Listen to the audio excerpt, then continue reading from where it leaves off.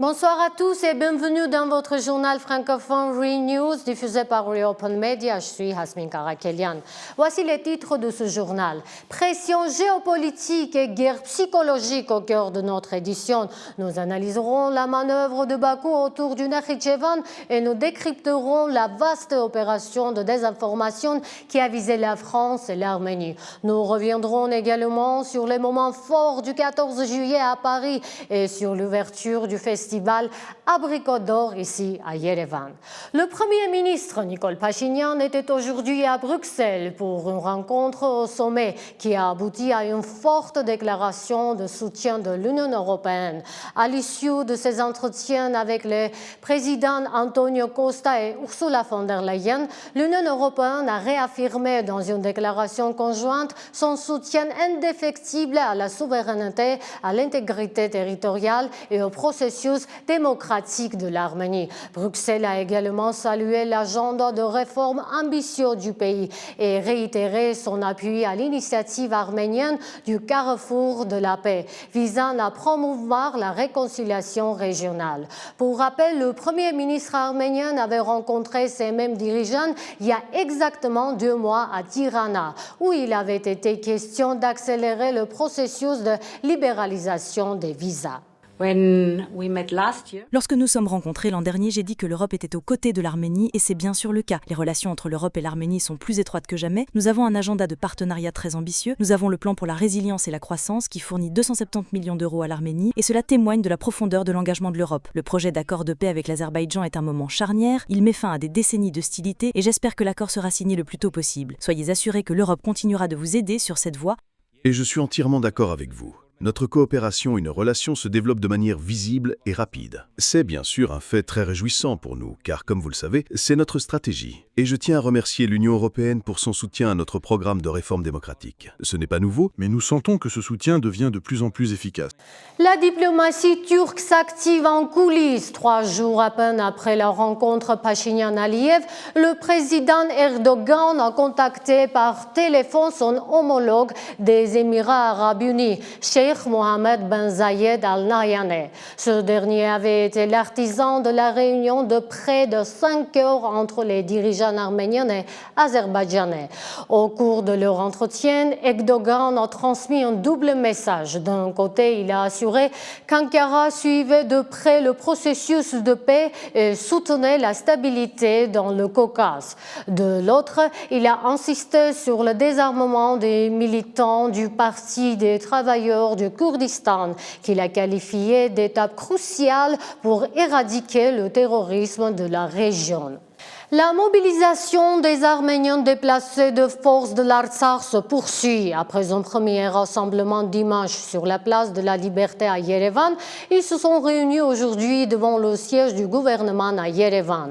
Leurs revendications sont claires. La mise en œuvre d'un retour collectif et sécurisé en Artsakh, la protection de leurs droits en Arménie et la résolution de leurs problèmes sociaux. La libération immédiate des prisonniers. Face à la foule, l'exécutif a invité une délégation à monter pour une discussion, une offre que les représentants du Conseil de défense des droits des Artsakhiyotes s'apprêtent à accepter, bien que sans grand espoir, craignant une nouvelle rencontre infructueuse à l'image des précédentes.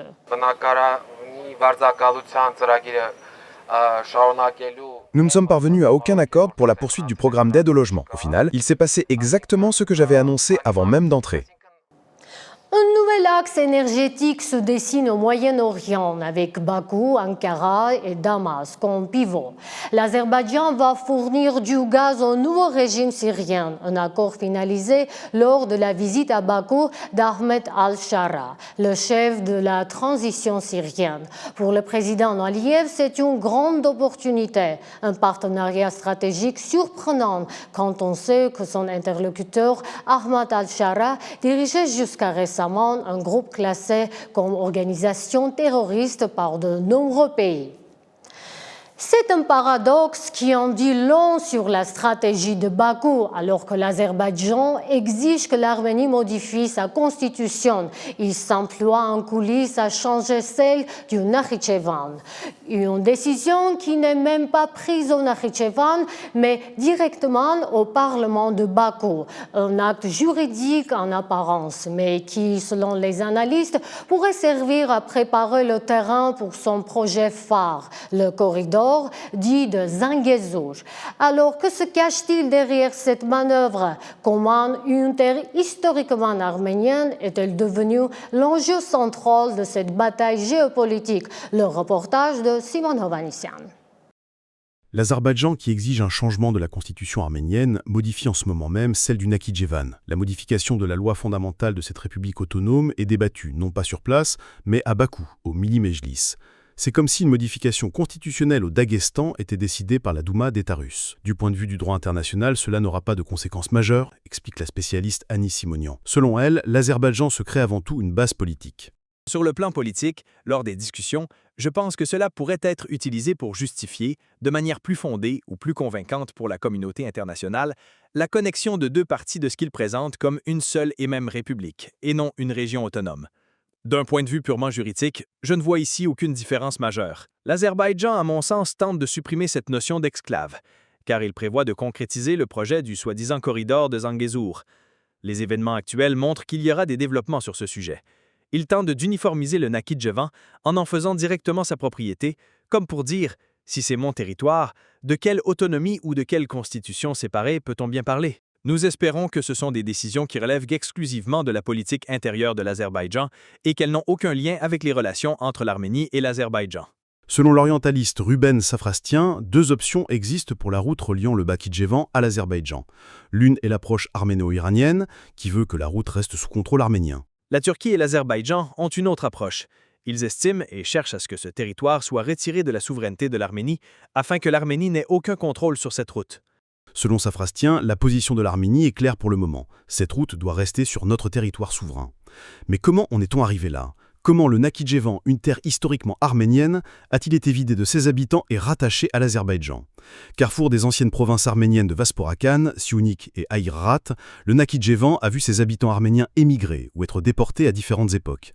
Après la chute du royaume bagratide au XIe siècle, la région a subi les invasions continues des Turcs seldjoukides, des Mongols tatars, de l'Empire ottoman et de la Perse séfévide, période durant lesquelles déportations et massacres d'Arméniens ont été constants.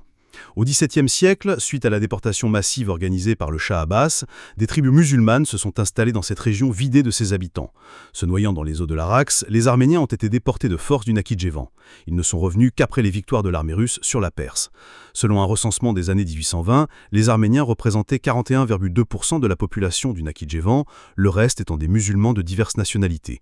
Au début de 1918, les Arméniens constituaient déjà la majorité absolue après l'arrivée de nombreux réfugiés rescapés du génocide. Au début de l'année 1919, le Nakhichevan a été intégré à l'Arménie, avec le statut de province. Cependant, en été de la même année, les moussavatistes mécontents ont déclenché une rébellion, provoquant des affrontements arméno-turco-tatars. Le 30 novembre 1920, pour célébrer l'instauration du pouvoir soviétique en Arménie, le comité révolutionnaire d'Azerbaïdjan déclare le Nakhichevan comme partie intégrante de l'Arménie. Désormais, aucune question territoriale ne pourra devenir une cause d'effusion de sang entre deux peuples voisins séculaires, les Arméniens et les musulmans. Les territoires des provinces de Zangezur et de Nakhichevan sont une partie indivisible de l'Arménie soviétique. Mais le 16 mars 1921, la Turquie et la Russie signent à Moscou, sans la participation de l'Arménie, un traité dont l'article 3 stipule « La double partie contractante étant d'accord pour que le Nakhichevan, dans les limites mentionnées dans l'annexe 1, constitue un territoire autonome sous le protectorat de l'Azerbaïdjan, à condition que l'Azerbaïdjan ne cède pas ce protectorat à un État tiers. » Plus tard, pour créer une frontière commune entre le Nakhichevan et la Turquie, l'Iran a cédé à cette dernière une bande de 8 km en 1932. Le 13 octobre de la même année, le traité de Kars a été signé, une copie quasi conforme du traité de Moscou, mais où la ligne « à condition que l'Azerbaïdjan ne cède pas ce protectorat à un État tiers » a été retirée. Les deux parties conviennent que la région de Nakhichevan constituera un territoire autonome sous le protectorat de l'Azerbaïdjan, à condition que l'Azerbaïdjan ne cède pas ce protectorat à un État tiers. Pour la première fois de son histoire, sous l'impulsion directe de la Turquie, le Nakhichevan est offert à l'Azerbaïdjan en tant que protectorat autonome. Ce terme de protectorat n'est pas une pratique acceptée en droit international. Il n'a pas de force exécutoire. C'est une question très discutable. Dès 1922, les autorités azerbaïdjanaises ont empêché la réinstallation des Arméniens revenus au Nakhitchevan. En 1926, le retour des réfugiés a été complètement bloqué, sous prétexte de la pénurie de terre. Les habitants des villages arméniens se sont plaints à Yerevan, Bakou, Moscou, mais en vain. Dans les années 1920-1930, les villages arméniens sont devenus progressivement azerbaïdjanais, car les Arméniens étaient poussés à émigrer de leur plein gré. Les écoles et les institutions culturelles arméniennes ont été fermées. En 1939, les Arméniens ne représentaient plus que 10,5% de la population. En 1989, à peine 1,42%.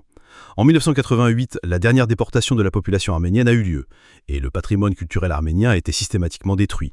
Khachkar, églises, cimetières ont été rasés. Depuis l'indépendance de l'Azerbaïdjan, le Nakhitchevan en fait partie en tant que république autonome. À l'international maintenant. Aujourd'hui, les regards se tournaient vers Paris, où la France, pays ami de l'Arménie, célébrait sa fête nationale.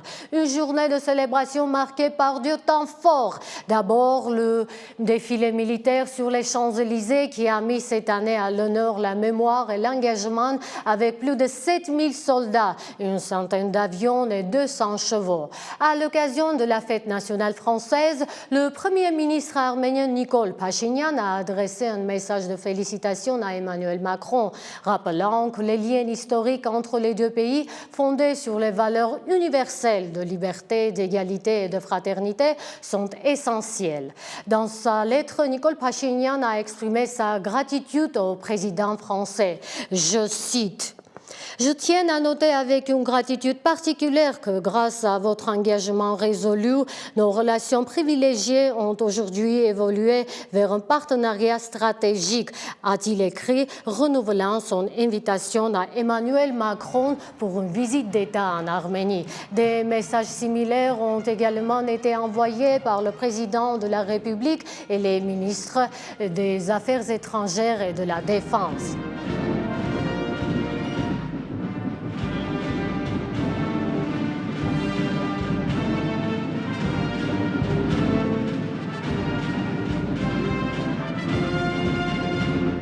Et cette relation se concrétise à l'instant même. Après Bruxelles, le Premier ministre Pachinian s'est rendu à Paris, où une rencontre avec Emmanuel Macron a eu lieu au Palais de l'Élysée. Nous reviendrons avec plus de détails sur cette visite cruciale dans nos prochaines éditions.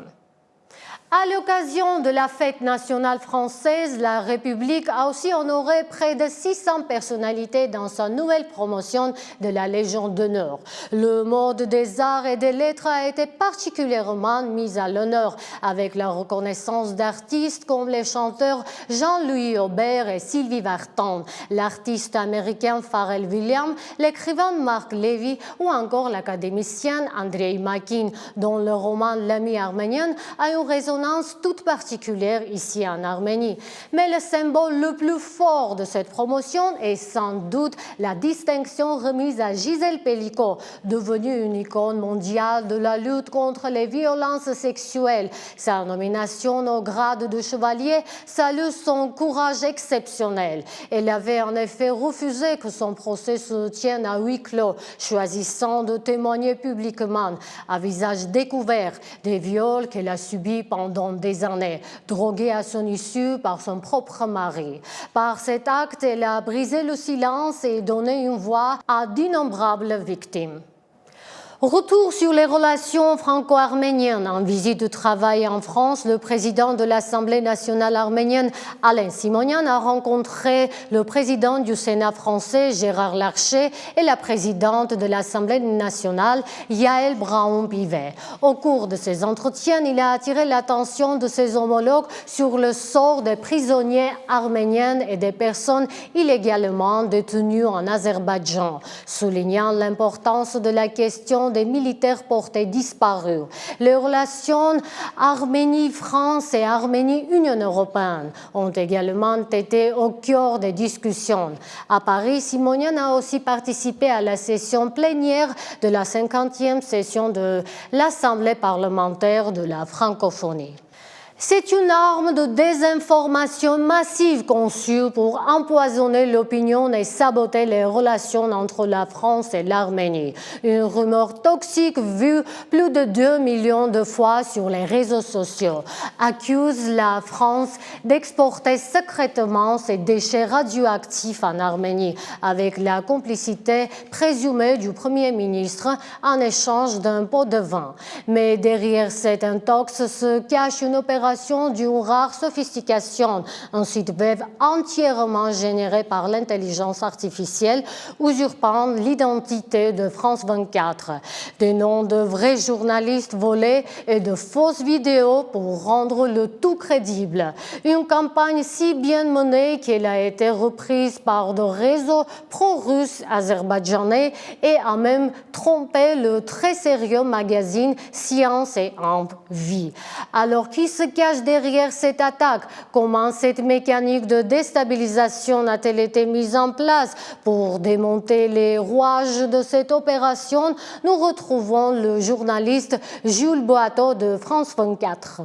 Tout commence le 25 juin dernier avec 7 articles. Orano, qui est l'entreprise publique française qui gère le nucléaire, enverrait secrètement ces déchets dangereux en Arménie. Le deal, 1,6 million d'euros versés à la fondation de l'épouse du Premier ministre arménien Nikol Pachinian. En échange de quoi, Orano aurait le droit de relâcher ces déchets nucléaires dans un parc naturel protégé à proximité de la frontière azerbaïdjanaise. Voici les révélations choc de cette prétendue enquête qui a été publiée sur le site, vous le voyez, Courrier France 24, présenté comme un site d'information qui serait donc affilié à notre chaîne. Et ces prétendues informations, eh bien, elles ont été ensuite largement relayées. D'abord le lendemain, le 26 juin, par une mystérieuse ONG appelée Green Armenia sur son site internet en anglais, et puis ensuite par toute une série de comptes sur les réseaux sociaux comme celui-ci qui se présente comme un libre penseur et dont la publication vidéo récapitulative de l'affaire à l'appui a été vue plus de 2 millions de fois. Et puis enfin, ce sont les médias azerbaïdjanais ici et russes ici qui ont massivement relayé cette information. On voit bien donc la coordination médiatique qui s'est mise en place pour que cette prétendue information soit relayée le plus possible. Information donc devenue virale sur les réseaux sociaux, mais pourtant rapidement démentie, Jules. 2 jours après la première publication, c'est le groupe Orano lui-même qui publie un démenti sur les réseaux sociaux. Démenti également du ministre arménien de l'Environnement, publié ici par l'agence de presse arménienne Armen Press. Pourquoi? Eh bien parce que toutes ces prétendues révélations sont fausses et elles le sont pour plusieurs raisons. D'abord, revenons sur le média qui dévoile les faits, Courrier France 24, qui correspondrait donc à l'un des services de notre chaîne. Alors je peux vous assurer que Courrier France 24, ça n'existe pas. Et pour s'en convaincre, notre rédaction est allée vérifier les informations de ce site. Et vous le voyez, il a été créé le 16 juin dernier, 9 jours seulement avant la publication de cette prétendue enquête. Même chose pour la mystérieuse ONG Green Armenia, dont le rôle était de crédibiliser cette intox. Eh bien, là aussi, le site internet a été créé le 18 juin dernier, quelques jours seulement avant le déclenchement de cette campagne. Des médias factices donc, et qui ont en plus usurpé l'identité de vrais journalistes français. Vous le voyez, l'article aurait été écrit par un certain Romain Fiachetti. Eh bien, TF1, qui s'est aussi penché sur cette affaire, l'a contacté. Et il assure avoir vu son identité usurpée dans un post sur LinkedIn. Il dément avoir écrit l'article pour Courrier France 24 et révèle même avoir été contacté et félicité par des prétendus journalistes azerbaïdjanais qui ont depuis disparu. Selon TF1, tous les articles sur ce site signés par des noms de vrais journalistes français dont l'identité a été usurpée pour faire croire à un vrai média, eh bien tous ces articles ont en réalité été générés par l'intelligence artificielle. Une figure emblématique de la télévision française s'est éteinte. L'animateur et producteur Thierry Ardisson est décédé. Connu pour son style unique et ses interviews sans concession, il avait reçu sur ses plateaux les plus grands artistes. Et parmi ses invités les plus fidèles et les plus marquants, il y avait bien sûr Charles Aznavour.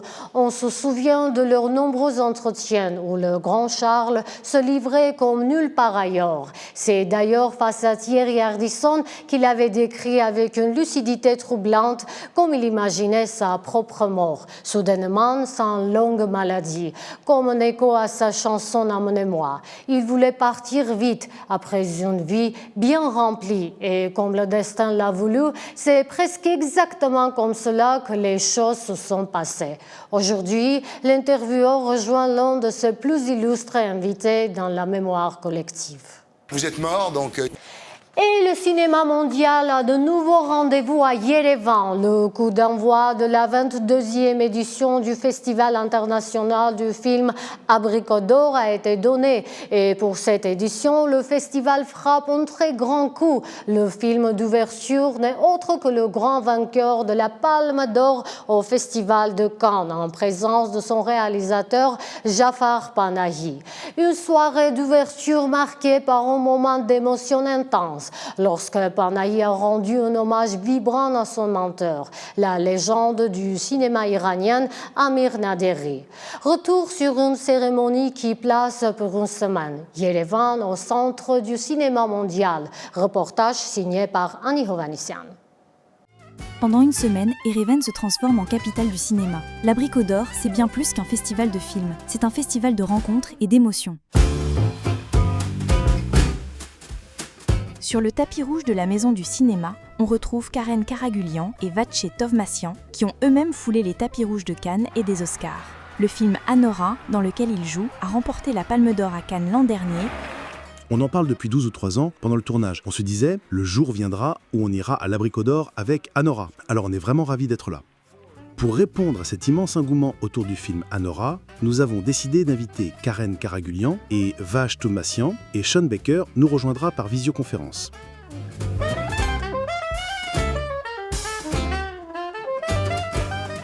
Pour sa 22e édition, l'Abricot d'Or a ramené à Yerevan plus de 10 films des plus grands festivals, Cannes, Berlin, Venise, Locarno. Parmi les invités d'honneur, des figures emblématiques du cinéma iranien, Amir Naderi et Jafar Panahi. Le président du jury est le réalisateur mauritanien Abderrahmane Sissako, le premier réalisateur africain à occuper ce poste dans l'histoire du festival. Ce qui est très important, à mon avis, c'est ce que le réalisateur veut dire avec le langage du cinéma. Le cinéma est un langage spécifique. Je crois que nous devons faire attention au langage du cinéma. C'est très important parce qu'il transmet l'émotion, et l'émotion est très importante dans notre travail.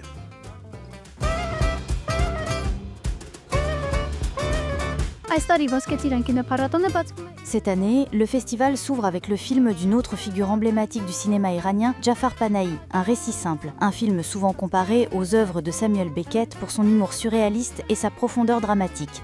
Quelques minutes avant la projection, Panahi est monté sur scène pour remettre à Amir Naderi le thaler de Parajanov, récompensant sa contribution exceptionnelle au cinéma mondial. Après le film, les réactions étaient au-delà de la simple admiration.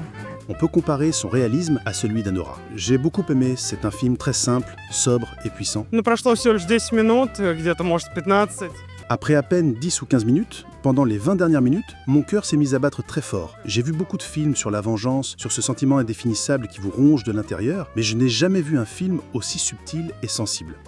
Jafar Panahi a été emprisonné pendant 14 ans en Iran et il lui a été interdit de tourner pendant près de 2 décennies. L'histoire de la façon dont ces films, tournés en secret, sont arrivés jusqu'à Cannes est un film en soi. Son œuvre, Ceci n'est pas un film, est arrivée au festival sur une clé USB cachée dans un gâteau pour passer la frontière iranienne.